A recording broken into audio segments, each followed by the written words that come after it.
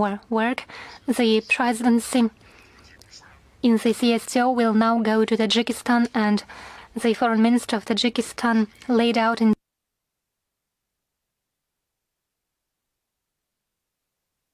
general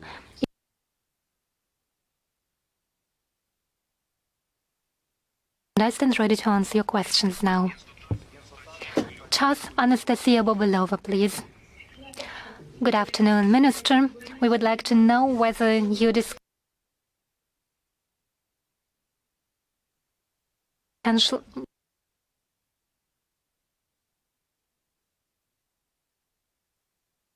along with other situations that require our attention. And we have informed our partners in detail on the efforts taken by the Russian Federation.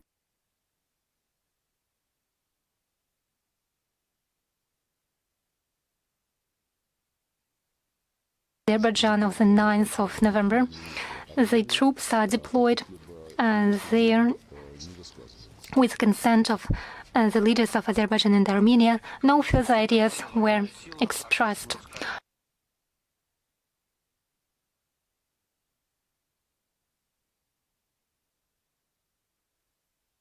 Hostilities, the issue of exchange of military personnel and the bodies of those killed is particularly acute. The families of Armenian military servants are desperate.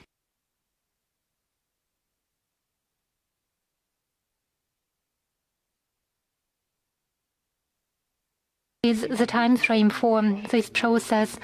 In what format will it happen? All for all or any other format, and are there any factors which can facilitate it?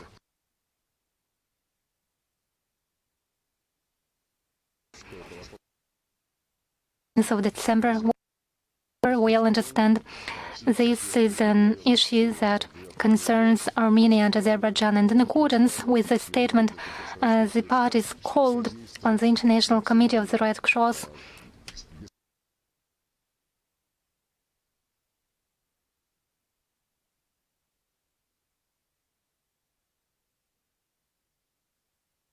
that when our peacekeeping troops were deployed in Nagorno-Karabakh, one of the urgent tasks was to exchange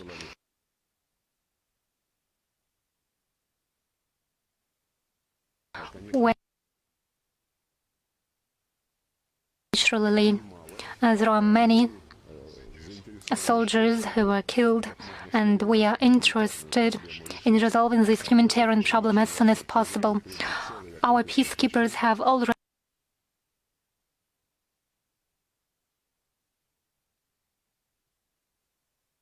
as for the requests by it is Russian embassy, well, this issue is regularly raised during the phone conversations between Prime Minister Pashinyan and President Vladimir Putin over the past weeks. They have been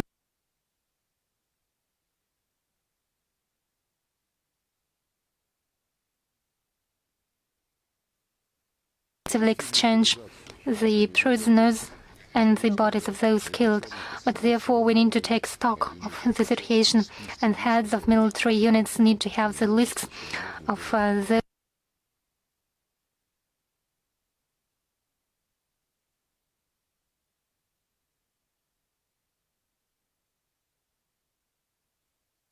have paid particular attention to this task on the conditions when the International Committee of the Red Cross evacuated its staff from Nagorno-Karabakh.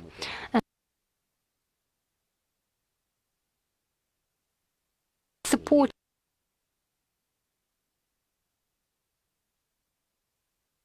the terrain and the way the hostilities developed. It was particularly difficult. Right after the end of hostilities, it was difficult to proceed.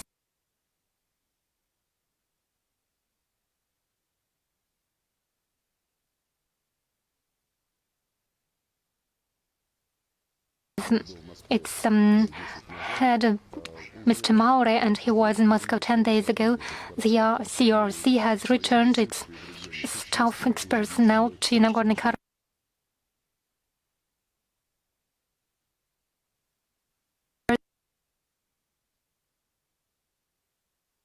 significantly enhance their requests for funds in these issues until 45 million of Swiss francs, if I'm not mistaken.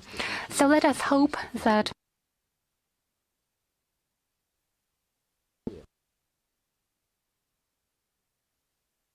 peacekeepers will facilitate the process.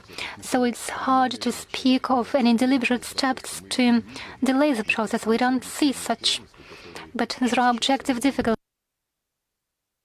resolved in a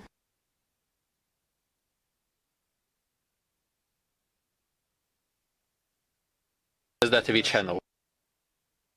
I have a question concerning another peacekeeping mission in Transnistria. We all know that the President-elect of Moldova, Madam Sandu, is an active proponent of the withdrawal of Russian peacekeeping forces from Transnistria.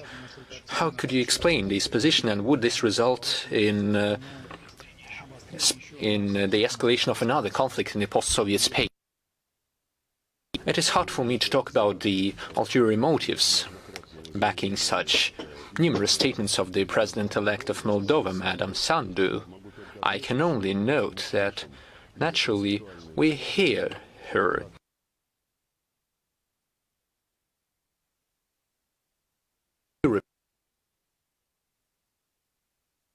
would like to retain good, friendly relations with Russia. I believe that good relations with any country, including Russia, should include the been reached peacekeeping personnel, as well as the Moldovan and Ukrainian peacekeepers are located in a conflict zone in accordance with the existing decisions of the 5+2 group approved of by the OSCE.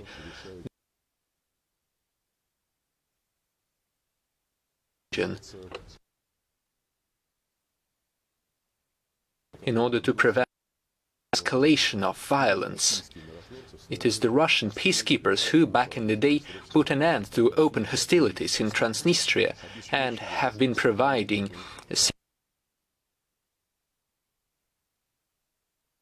but has not been risks that were conflict. There is also a second group of Russian military personnel, the joint personnel group, which protects the military warehouse in Kalbafi.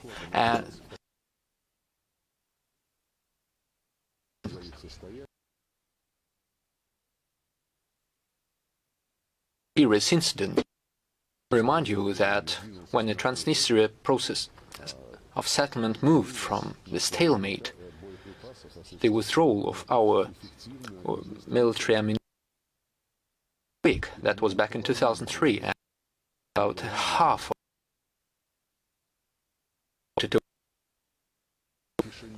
for later recycling or destruction. But when later agreements were achieved on the settlement, Transnistria denied the resumal of the process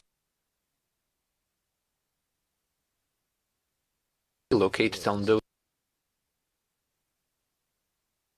back in the day, said that we were ready to transport these dangerous ammunitions, these dangerous objects, which are stored in not the best conditions, but this would necessitate the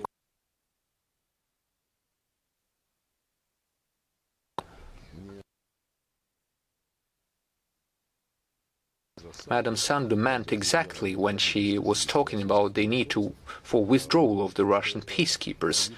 But I believe that this would not contribute to the settlement of. This is quite unresponsible. Svetlana Karulska.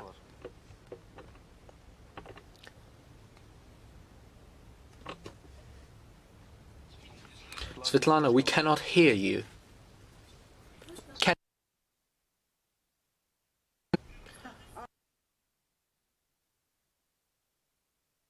Improve, in particular in Belarus. As you know, the Belarus opposition representatives, currently located in Poland and Lithuania, threatened the disconnection of Belarus from SWIFT payment system 5 years ago. Do you believe that this threat is real?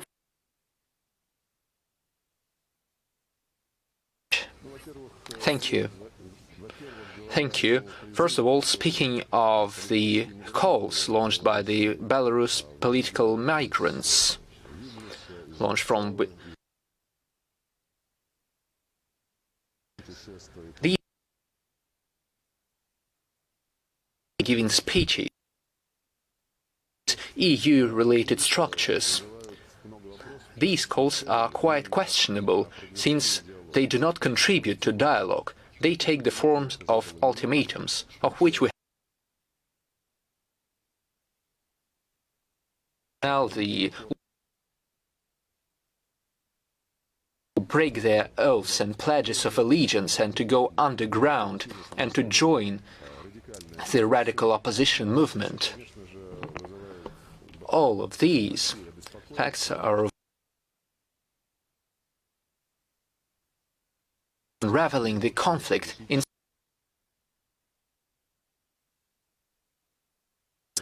that is why we hear that the authorities of Belarus are ready for dialogue. There is an initiative for a constitutional reform, and the Belarus National Assembly recently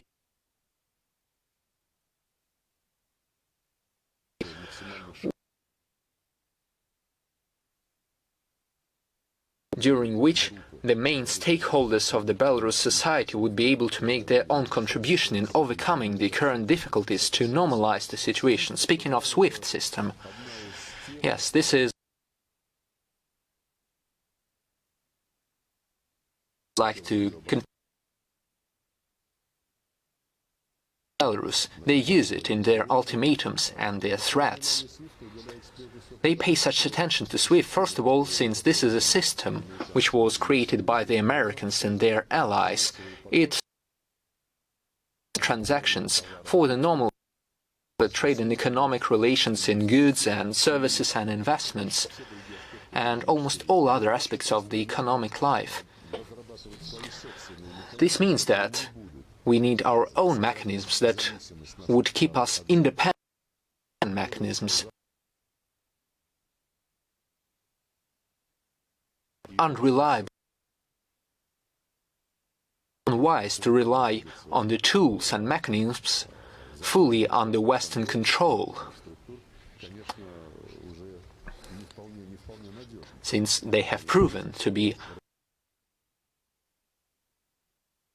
that